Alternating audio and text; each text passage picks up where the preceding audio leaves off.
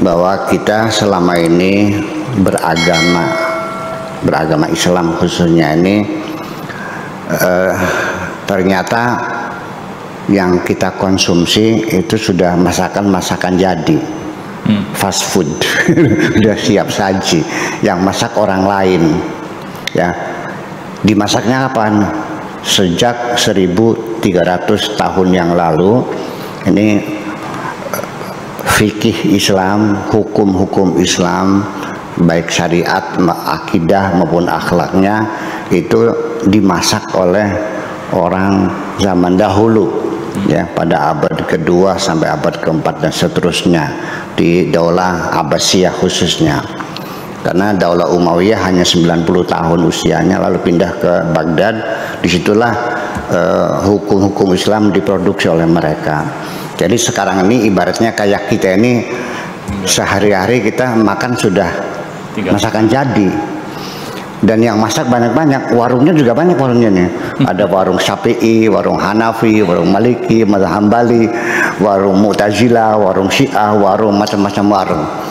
Nah itu di sini jadi persoalannya, sehingga karena masakannya berbeda-beda dan selera kita berbeda-beda, maka terjadilah dalam bulan puasa ini kadang-kadang bukannya menambahkan kerukunan dan keakraban dan kemesraan beragama, malah justru saling menyalahkan, saling gontok-gontokan. Dari mulai sejak awal Ramadan penetapan sudah berbeda pendapat, saling salah menyalahkan. Sampai nanti penetapan Idul Fitrinya juga berbeda pendapat. Nah itulah makanya kita mencoba, ya, hari ini ingin masak sendiri. Ya, artinya mereka kan sebenarnya kan dari Al-Quran, As-Sunnah, Al-Ijma', Al-Qiyas itu bahan-bahan bakunya. Nah hari ini kita ingin melihat bagaimana Al-Quran menjelaskan tentang puasa ini. Jadi nanti supaya diharapkan nanti ke depan orang Islam tidak usah bertengkar lah ketika menghadapi perbedaan-perbedaan semacam itu. Ya, jadi kita merasa tidak nyaman begitu. Ya, Tuhannya sama, kitabnya sama. Nabinya. Ya kan, kok jadi berbeda? Ya ternyata itu beda masakan. Istilahnya interpretasi. Karena beda menginterpretasi Al-Quran, maka akhirnya terjadilah warung-warung yang bermacam-macam itu. Ada warung Padang, ada warung Tegal, ya kan, ada warung Cirebon, warung Jamblang dan sebagainya. Oke. Oleh karena itu, coba saya ingin melihat langsung saja dari Al-Qurannya bagaimana para ulama, para mujtahidin ketika mereka membaca Al-Quran, lalu mereka memasak, mengolah sampai menyajikan menjadi sajian siap makan pada kita ini semuanya. Ini ayat Al-Quran yang berbicara tentang bulan puasa itu adalah di surat Al-Baqarah, ya, di surat Al-Baqarah. Mana tuh?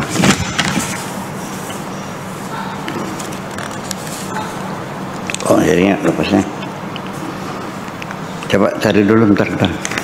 Ini sudah dibahas kok bisa.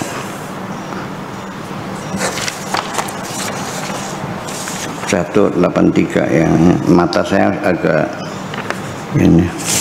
Ayat 183 yang awalnya berbunyi, ya ayyuhalladzina amanu kutiba alaikumusyamu kama kutiba alal ladzina min qablikum la'allakum tattaqun ayyaman ma'dudat faman kana minkum maridan aw ala safarin fa'iddatun min ayyamin ukhar wa 'alal ladzina yutiqunahu fidyatun ta'am miskin faman tatawwa'a khairan fahuwa khairul lahu wa antasumu khairul lakum in kuntum ta'lamun. Syahrul Ramadan alladzi unzila fihi al-Qur'an hudan lin-nasi wa bayyinatin minal huda wal furqan. Faman syahida minkum syahra falyasumhu wa man kana maridan aw ala safarin fa'iddatun min ayyamin ukhar. Yuridullahu bikumul yusra wa la yuridu bikumul usra wa litukmilul iddata wa litukabbirullaha ala ma hadakum la'allakum tashkurun. Wa idza sa'alaka ibadi fa inni qaribun ujibu da'wata da'i idza da'ani falyastajibu li wal yu'minu bi la'allahum yarshudun. Itu adalah ayat-ayat tentang bulan puasa. Kita mulai. Pertama, Allah memanggil orang-orang yang beriman untuk diberitahukan bahwa puasa itu wajib. Jadi Allah memanggil orang-orang yang beriman, ya ayyuhalladzina amanu. Kenapa tidak memanggilnya ya ayyuhalladzina aslamu? Kita orang Islam, seolah-olah sehari-hari saya muslim, agamanya Islam. Tetapi setiap Allah akan memerintahkan sesuatu, yang dipanggil adalah keimanan, orang yang beriman. Kenapa demikian? Jadi artinya bahwa Allah tidak memanggil ya ayyuhalladzina aslamu karena belum tentu siap melaksanakannya. Yang sudah siap melaksanakan itu adalah orang-orang yang telah beriman. Jadi kalau demikian, maknanya bahwa level keimanan itu lebih tinggi daripada keislaman. Nah, di dalam Al-Quran juga diceritakan bahwa ada beberapa orang sahabat datang menghadap kepada Kanjeng Nabi, lalu mereka mengatakan qalu amanna, ya Rasulullah kami beriman. Rasulullah melihat dengan perasaan yang sangat sensitif itu, kayaknya nggak pas nih. Ya.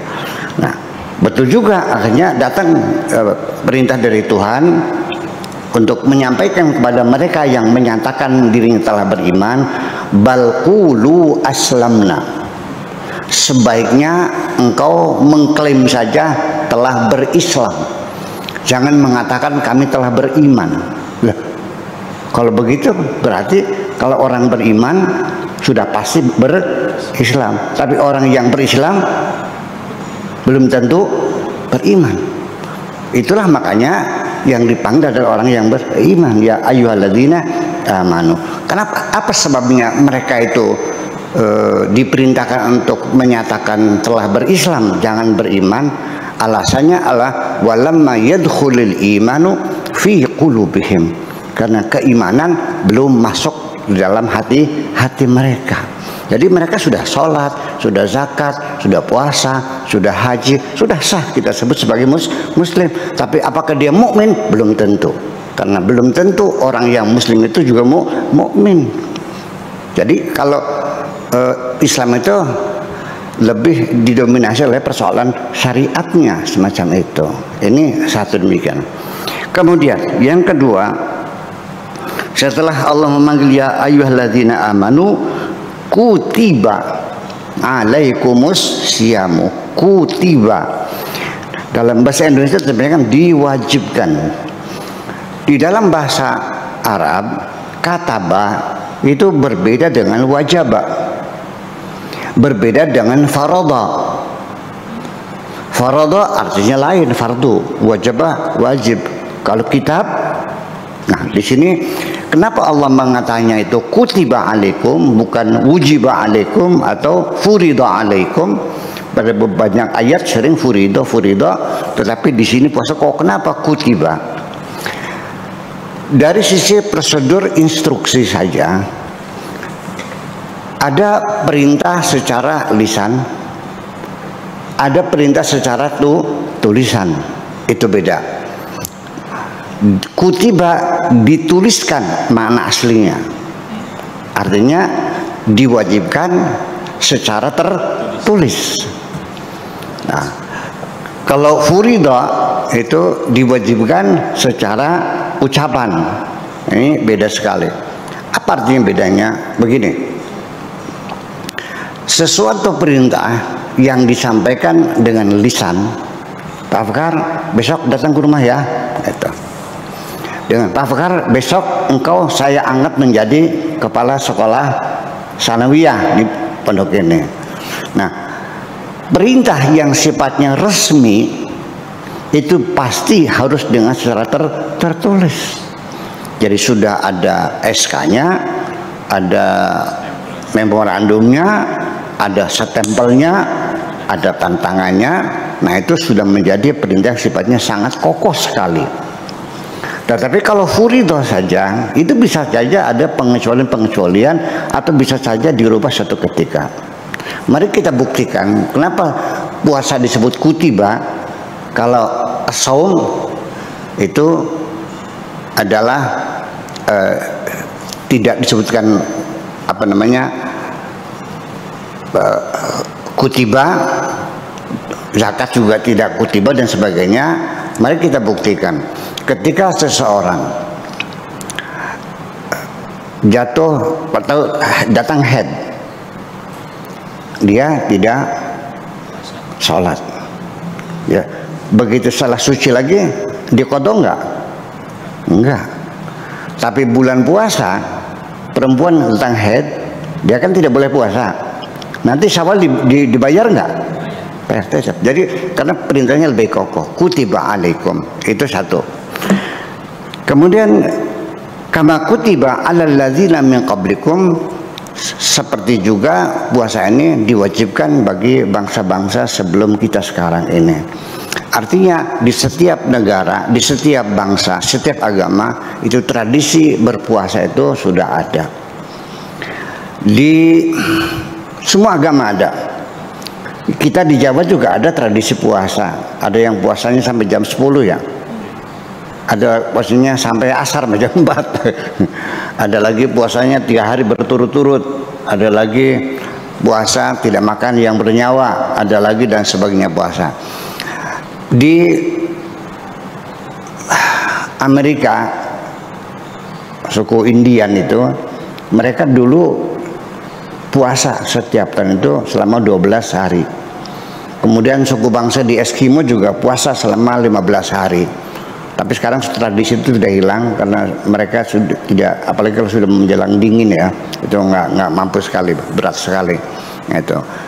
Alladzina kama kutiba 'alal ladzina min qablikum la'allakum tattaqun. Ini target, tujuan, ya, maksud daripada puasa ini la'allakum tattaqun, supaya engkau bertakwa. Artinya puasa ini untuk meningkatkan ketakwaan.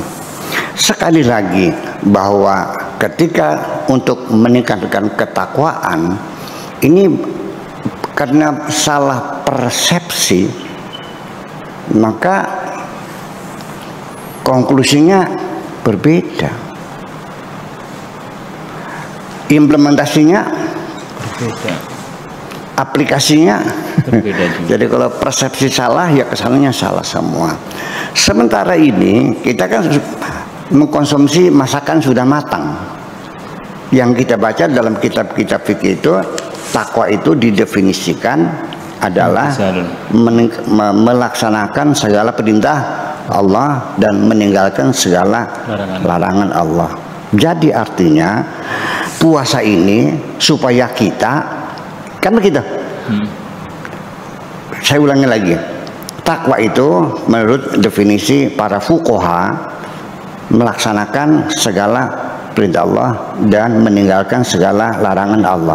Puasa ini tujuannya untuk meningkatkan takwaan. Jadi puasa ini tujuannya supaya kamu melaksanakan semua perintah Allah dan meninggalkan semua larangan Allah. Kan begitu jadi masalahnya. Yang jadi masalah saya nanya, jujur saja Pak Afkar, menurut Anda di dunia ada nggak orang yang bisa melaksanakan segala perintah Allah dan menjauhi segala larangan Allah? Tidak. Itu jadi persoalan.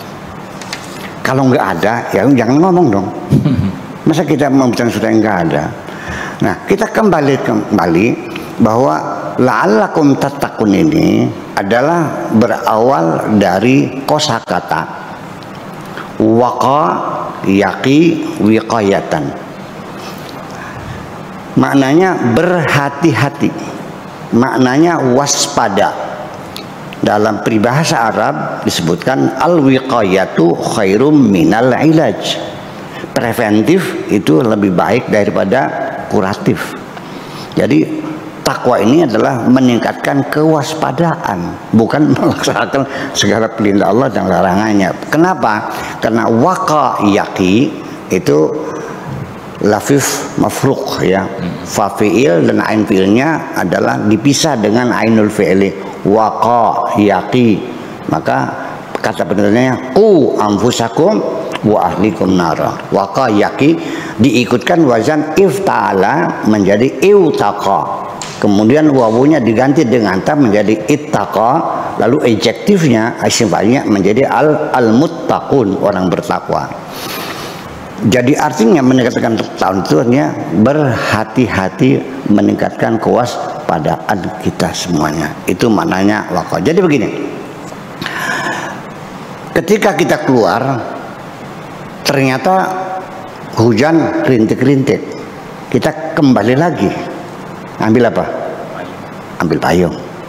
Itu ketakwaan.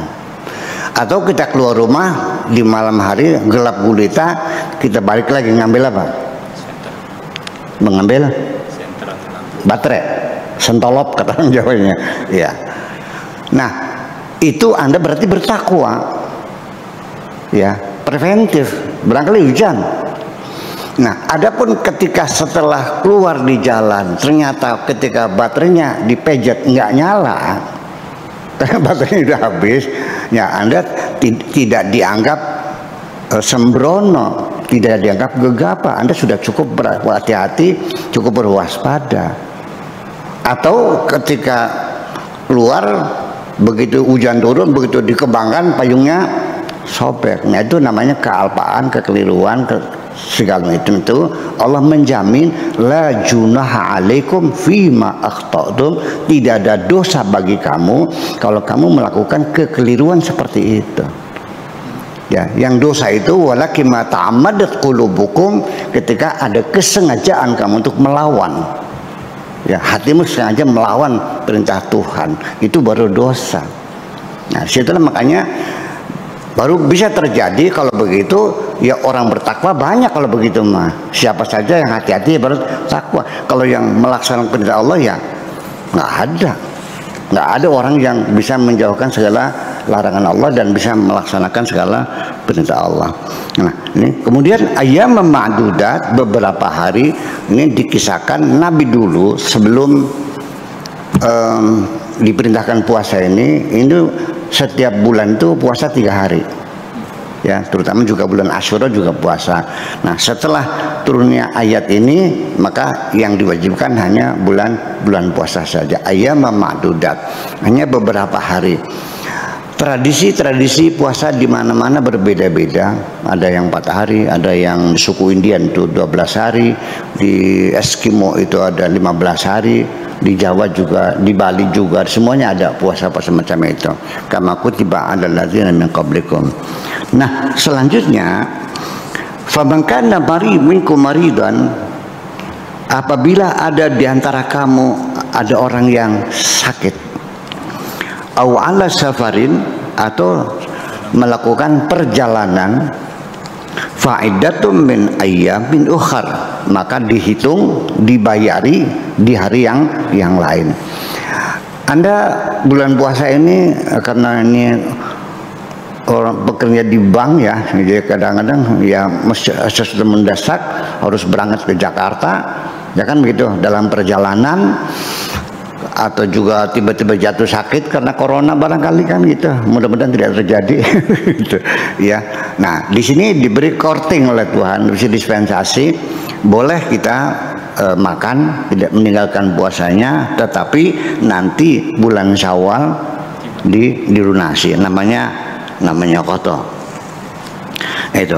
Wa 'alal ladzina yutiqunahu, dan bagi orang-orang yang tidak mampu melakukan puasa, dia tidak dalam perjalanan dan dia tidak sakit, dia dalam keadaan sehat, hanya karena usia lanjut, karena jompo ya, usia sudah 95 tahun, jalan saja sudah dituntun, dia tidak sakit, sehat, dicek darahnya sehat, tensinya ya 130, kolesterolnya 140, normal semuanya, cuma udah jompo. Nah, bagi orang yang semacam itu, fidyatun ta'amu miskin. Nah, di situ maka dia sudah tidak lagi berkewajiban untuk melakukan puasa, tetapi dia harus membayar fidyah. Seberapa besar fidyahnya? Yaitu 1 kali makan orang miskin. Lalu ukurannya apa? Standarnya nggak bisa ditentukan dengan jumlah 100.000, 50.000, tidak. Standarnya kembali kepada situasi dan kondisi yang ada sekitar itu. Kalau dia tuh orang tinggalnya di kampung seperti di sini di Kertasmaya, makannya itu di warteg, berapa warteg? 15. Nah, berarti setiap hari dia boleh tidak puasa, boleh makan, tapi dia bayar fidyah 1 kali makan orang miskin 15.000. Tapi kalau andanya punya sawahnya 100 hektar, biasa makan di restoran di Cirebon, di Pizza Hut, menghabiskan 100.000 sekali makan, ya Anda ya sekali makan ukuran Anda. Jadi ukuran pribadinya ya. Kalau Anda setiap hari makannya berapa? Ya 20.000. 20.000, ya berarti ketika Anda nanti jompo itu nanti Anda bayar 20.000 setiap hari ngasih makan orang miskin itu. Itu fidyatun ta'amu miskin. Faman tatawwa khairan fahuwa khairul lahu. Tetapi ketika Anda ingin bersedekah lebih banyak lagi, tidak hanya 1 orang, tapi karena Anda orang kaya, ya rezekinya banyak, jangan 1 orang dong, ya deh 10 orang. Khairul lakum, itu lebih baik adalah untuk dirimu sendiri, ya sudah. Jadi 20 berarti 200 ya. Nah, 200 dibagikan orangnya. Bisanya 5, yang enggak masalah. Atau 2 orang juga boleh. Tapi yang ketentuannya adalah 1 kali makan untuk orang miskin. Jadi bukan ukuran orang miskinnya. Kalau orang miskin kan 10.000 makannya. Tapi iya andainya itu ukurannya. Faman tatawwa khairan fahuwa khairul lahu. Wa antasumu khairul lakum. Tetapi kalau orang udah jompo itu ingin berupaya pengen puasa juga, gimana? Ya baguslah, nggak apa-apa, silahkan. Tapi kalau sampai dia pingsan ya jangan dong. Ya.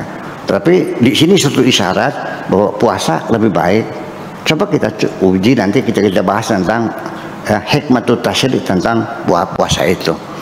Nah, di sini ada satu persoalan bahwa adanya rukhsah tidak puasa itu ada 2 alasannya, yaitu 1 sakit, 2 bepergian.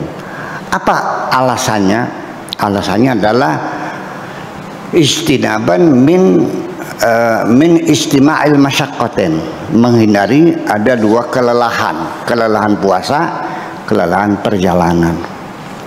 Yang jadi masalah kalau kita pergi perjalanan dulu bisa kita maklumi karena perjalanannya naik onta atau juga jalan kaki, kan begini. Al hukmu ya duru ma'a illatihi. Hukum itu sangat kondisional, tergantung kepada sebabnya, kepada ilatnya. Kenapa boleh tidak puasa? Karena jangan sampai lelahnya puasa, lelahnya perjalanan bergabung menjadi satu, menjadi sangat lelah dan akan membuat Anda menjadi sakit. Ketika dulu perjalanan kita naik pedati, naik sepeda atau jalan kaki. Nah, sekarang pejabat BI dari Jakarta mau ke Cirebon naik mobilnya BMW seri 7 pakai AC, ya kan gitu, duduk di belakang. Boleh nggak buka puasa? Dari Jakarta ke Cirebon naik Mercy S500 yang ber-AC, nyaman, capek nggak? Enggak. Di sini menjadi persoalan. Ada beda pendapat. Ada yang mengatakan sebaiknya jangan puasa, menghormati tawaran Allah. Ya, dikasih bonus, ya terima dong, jangan sombong, terima aja begitu. Ada lagi ya, alasannya sudah bergeser karena sudah tidak melelahkan. Itu satu persoalan. Ada yang pendapat lagi ya puasa, ya karena tidak ada masyakohnya. tidak ada kesulitan, tidak ada keberatan, tidak ada kelelahan, lalu apalagi alasannya. Itu tuh. Kemudian jadi pertanyaan lagi, ini kan masakan para mujtahidin, mengapa berbeda-beda pendapat ketika membaca Al-Quran. Nah, hari ini kita mencoba untuk masak sendiri hari ini dari Al-Qurannya, begitulah kira-kira. Yang penting berikutnya, orang yang bekerja di pertambangan, di bawah tanah, atau mencangkul di sawah, ya, melawan teriknya matahari, ya, punggung dijemur seharian dengan mencangkul, kayak apa terangganya, lelah nggak? Lelah sekali. Kalau dia puasa, Pingsan. apa yang mereka rasakan? Sakit, ya, lelah sekali. Ya, saya pernah mengalami di Belanda bulan puasa waktu saya masih jadi mahasiswa. Di Belanda itu kalau musim panas itu kita bekerja musim panas, menggantikan orang-orangnya cuti. Pas bulan puasa, maghribnya jam 9 belum maghrib. Kita puasa lagi di pabrik margarin, mau pingsan saya itu, betul-betul kayak apa sakitnya. Nah, bisakah orang bekerja keras di sawah, di pabrik itu bisa jadi alasan untuk tidak puasa? Oke, sekarang saya bandingkan, bapak-bapak dari BI naik mobil Mercy 500 ke Cirebon, ya kan, kunjungan kerja, boleh tidak puasa? Orang yang mencakul di sawah harus puasa karena alasannya hanya dua, sakit dan bepergian. Ini menjadi persoalan, ya. Dulu pernah ada di Al-Azhar, Syekh Muhammad Abduh itu memberikan fatwa untuk orang yang bekerja keras, ya, di sawah dan pertambangan itu boleh berbuka, tetapi nanti di waktu cuti dia bayar puasanya. Tetapi fatwa itu didem dan tidak disebarkan kemana-mana. Tapi kalau dibaca bukunya masih ada, ya, karena banyak orang yang tidak setuju. Nah, sekarang bapak sekalian, tolong pakai hati nurani. Ini tukang macul, anak istrinya perlu makan, dia mencakul seharian dan harus puasa. Kita, masyarakat kita itu kalau majikan orang yang punya tanah itu masak untuk ngasih makan orang yang mencakul di sawah, itu menjadi tercela di sini. Ya, iya, namanya itu melanggar namanya. Harus jadi gimana? Ya suruh puasa sampai mana? Ya sampai sepingsannya. Nah, nanti di sini yuridullahu bikumul yusra wala yuridu bikumul usra. Allah tidak ingin mempersulit kamu, Allah ingin mempermudah kamu. Ini kita kembangkan dari Al-Quran inilah, makanya perbedaan penafsiran itu adalah sifatnya penafsiran, perbedaan bagaimana menganalisa, bagaimana mengurai ayat-ayat Tuhan itu. Makanya tidak menjadi aneh ketika banyak mazhab-mazhab berbeda-beda karena masing-masing menafsirkan dengan logika masing-masing semacam itu. Kita lanjutkan lagi ya. Wa antasumu khairul lakum in kuntum ta'lamun. Syahrul Ramadan alladzi unzila fihi al-Qur'an hudal linnasi wa bayyinatin minal huda wal furqan. Bahwa bulan puasa itu adalah bulan yang istimewa, di mana pada bulan itulah Al-Qur'an diturunkan. Al-Qur'an hudal linnas, Quran wa bayyinat, Quran bayyinat, ya, kemudian furqan, kemudian az-zikr, kemudian Alkitab. Ada Alkitab, ada Al-Quran, ada Al-Furqan, ada Bayyinat, ada Al-Quran. Sama nggak? Ya beda. Ya, kalau kitanya orang beriman, ya, kita menyebutnya Alkitab. Karena zalikal kitabu la raiba fi hudan lil muttaqin. Tetapi di sini karena Al-Quran hudan linnas. Jadi orang yang beriman membaca Quran, namanya apa? Ya Quran. Yang tidak beriman, ya Quran. Yang beriman, ya Quran. Orientalis, ya baca Quran juga, tentang Quran. Tapi kalau kita yang bertakwa ini, namanya membaca Alkitab. Itu kira-kira. Adapun Al-Furqan itu artinya lain lagi. Faman syahida minkum syahra falyasumhu wa man kana maridan aw ala safarin fa iddatum min ayyamin ukhra. Diulang lagi, bahwa siapa orang dalam keadaan sakit atau bepergian, maka dibayar di hari yang lain. Ya, yuridullahu bikumul yusra wa la yuridu bikumul usra. Allah ingin memberikan kemudahan, Allah tidak ingin mempersulit kamu. Ya, mana mungkin Allah menyuruh orang yang bekerja seharian di sawah, tukang beca, narik angkutan begitu jauh ya, kemudian dia puasa juga, tega nggak? Tapi ini fatwa ini nggak jalan nih, karena umat Islam masih menghendaki, belum setuju bahwa orang pekerja keras itu boleh ini. Jadi sepingsannya aja ya. Oke. Nanti kita bicarakan nanti. Walitukabbirullaha, nah disitulah ala mahadakum walitukmil iddata, jumlahnya disempurnakan. Puasa, bulan puasa itu biasanya 29 hari, tetapi ketika kita menghadapi kesulitan ru'yah, langitnya mendung sehingga kita tidak bisa melihat hilal, maka walitukmil iddata digenapkan menjadi 30 hari. Nabi juga pernah satu kali puasanya 30 hari, kebanyakan puasanya 29 hari saja. Kemudian setelah itu baru walitukabbirullaha, disitulah Idul Fitri kita membaca takbiran ala mahadakumullah la'alakum tashkurun. Nah, terakhir ditutup ayat puasa ini, wa idza sa'alaka ibadi fa inni qarib. Apa hubungannya puasa dengan apabila ada orang bertanya kepada kamu tentang aku, kata Allah, katakanlah aku ini dekat. Fa inni qaribun, aku ini dekat.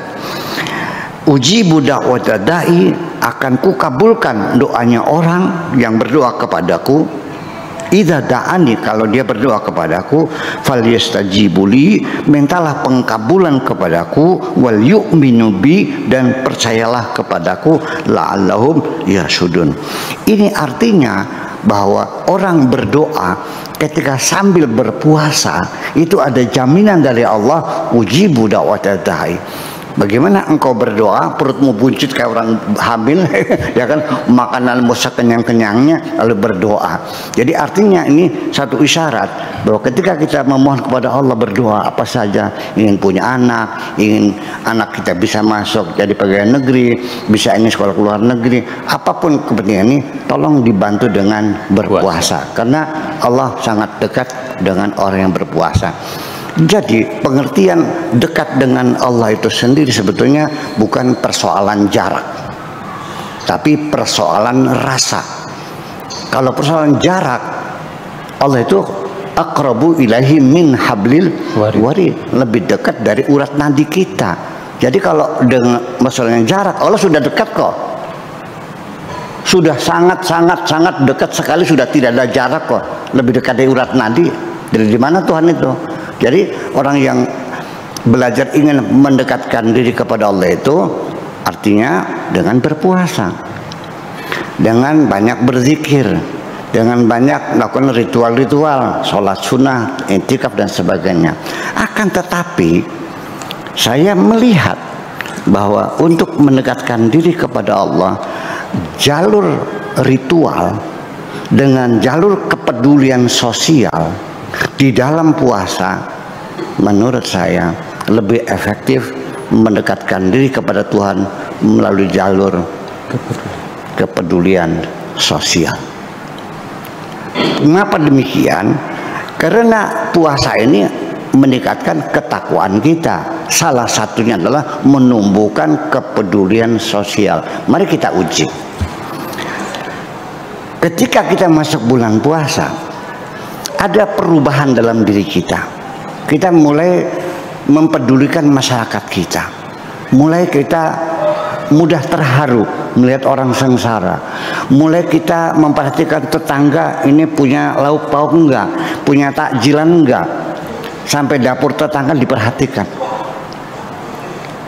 Nah, ini tangga depan dari siang dapurnya itu enggak ada asapnya. Tolong dong dilihat sana bagaimana.